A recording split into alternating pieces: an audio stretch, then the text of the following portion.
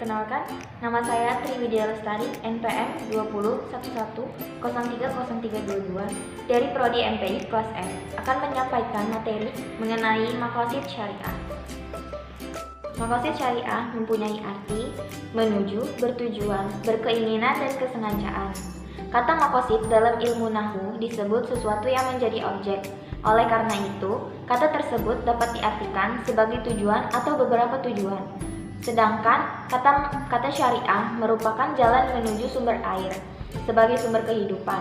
Oleh karena itu, secara terminologis, maqasid syariah dapat diartikan sebagai tujuan-tujuan ajaran Islam atau dapat juga diartikan sebagai tujuan-tujuan ajaran Allah Subhanahu wa taala dalam menggariskan syariat Islam.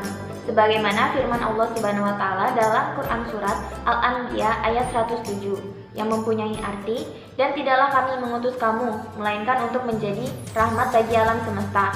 Sebagian ayat hukum menyebut tujuan disyariatkannya sesuatu, tetapi pada ayat yang lain penyebutan demikian tidak ada, sehingga para ulama dan mujtahid berupaya memahami dan menemukannya. Semua perintah dan larangan Allah Subhanahu wa taala dalam Al-Qur'an, begitu pula suruhan dan larangan Nabi Muhammad SAW dalam sunnah yang terumuskan dalam fikih, dan semuanya mempunyai tujuan tertentu, tidak ada yang sia-sia. Semuanya mempunyai hikmah yang mendalam, yaitu sebagai rahmat bagi umat manusia. Maqasid syariah adalah ilmu yang mengutarakan rahasia, nilai, hikmah, prinsip, dan kebijaksanaan yang disebali dengan hukum-hukum syariat Islam. Ada 5 bentuk maqasid syariah. Yang pertama, hafizuddin, yaitu yang berarti melindungi agama. Yang kedua, hafizun nafs, yaitu yang berarti melindungi jiwa. Yang ketiga, hafizul aql, yaitu yang berarti melindungi pikiran. Yang keempat, hafizul mal, yaitu yang berarti melindungi harta. Dan yang terakhir yaitu hafizun nasab, yang berarti melindungi keturunan dan kehormatan. Kaidah-kaidah mengetahui maqasid syariah. Kaidah yang pertama, seluruh ketentuan syariah memiliki maksud. Sesungguhnya, Allah Subhanahu wa taala tidak menciptakan sesuatu kecuali untuk tujuan tertentu. Begitu pula, Ia tidak mengurangi atau menambah sesuatu kecuali atas hikmah tertentu pula. Hal ini ditegaskan oleh Imam Asy-Syatibi dan At-Thahir Ibnu Asyur. Sesungguhnya, secara prinsip, ketentuan ibadah itu muamalah atau memiliki ilat atau sebab, walaupun dalam ketentuan detailnya lebih banyak tidak bermuamalah atau tidak jelaskan ilatnya. Kaidah yang selanjutnya yaitu kaidah kedua atau taqsid atau menentukan maqasid berdasarkan dalil. Tidak boleh menetapkan atau menafikan maqasid kecuali atas dasar dalil.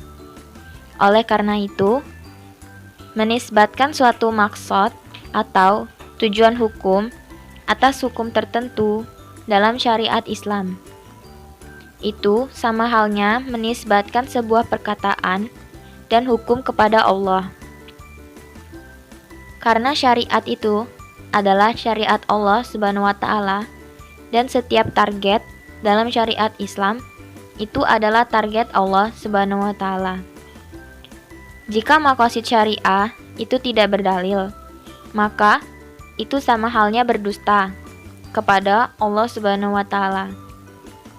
Dan itu merupakan sesuatu yang dilarang dalam syariat Islam. Kaidah yang ketiga yaitu menertibkan maslahat dan mafsadah. Menurut Islam, maslahat dan mafsadah itu berbeda-beda tingkat urgensi dan kepentingannya.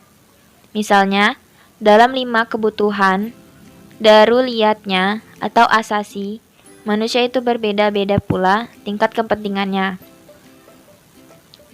Jika maqasid syariah itu bertingkat-tingkat dan berbeda kepentingannya, maka hal yang sama terjadi pada wasail atau sarana.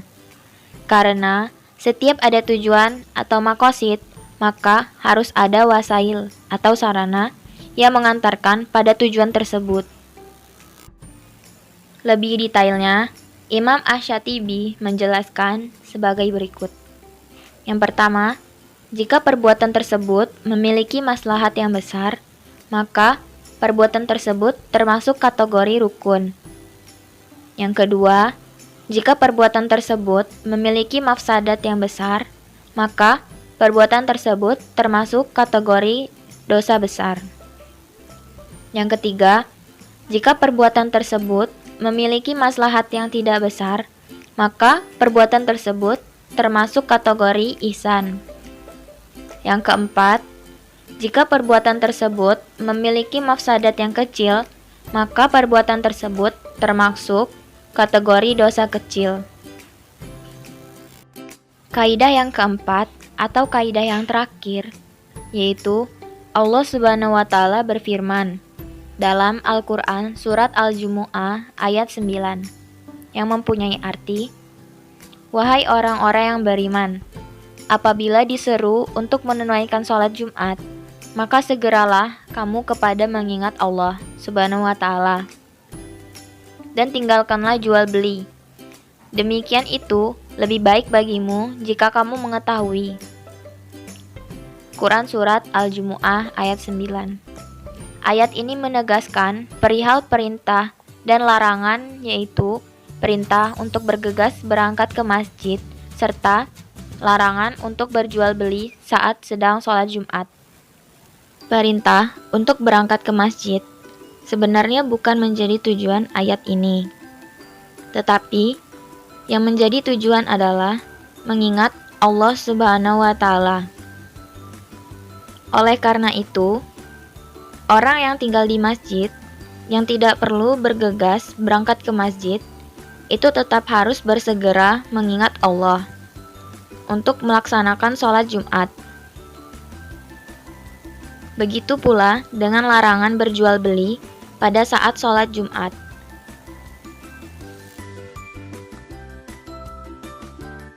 Makna makosid syariah sebagaimana yang telah ditetapkan oleh usul fikih, yaitu yang pertama, hikmah adalah tujuan ditetapkan atau ditiadakannya suatu hukum. Yang kedua, maslahat adalah setiap perkara yang memberikan kemanfaatan dan menghapus kemudaratan. Yang ketiga adalah ilat, yaitu sifat zahir atau jelas, mundobit atau bisa ditetapkan dalam setiap kondisi yang menjadi acuan setiap hukum. Contoh-contoh kasus bentuk makosid syariah adalah yang pertama, larangan membunuh termasuk ke dalam bagian hafizu nafs, yaitu yang melindungi jiwa.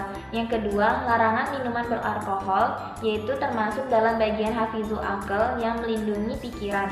Dan yang ketiga, larangan berzina termasuk dalam bagian hafizu nasab, yaitu yang berarti melindungi keturunan dan kehormatan dan sebagainya. Apabila umat Islam memahami tujuan dibalik syariat, tentu pengalaman syariat tersebut akan membumi dan menjadi luas, karena tujuan dibalik syariat yaitu menghadirkan suatu kebaikan dan menjauhinya dari suatu keburukan. Yang kedua yaitu fungsi makosid syariah. Fungsi makosid syariah yaitu seorang faqih dan mufti wajib mengetahui makosid syariah, yaitu harus mengetahui tujuan Allah Subhanahu wa Ta'ala dalam setiap syariatnya, baik larangan maupun perintahnya. Makosid syariah mempunyai berbagai macam manfaat, yaitu sebagai berikut. Yang pertama, bisa memahami nas-nas Al-Quran dan hadis beserta hukumnya secara menyeluruh. Yang kedua, bisa mentarjih pendapat berdasarkan makosid syariah sebagai salah satu standar.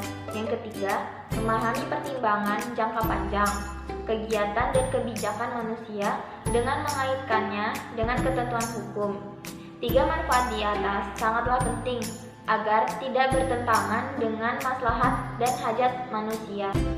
Sekian materi mengenai makosid syariah yang dapat saya sampaikan.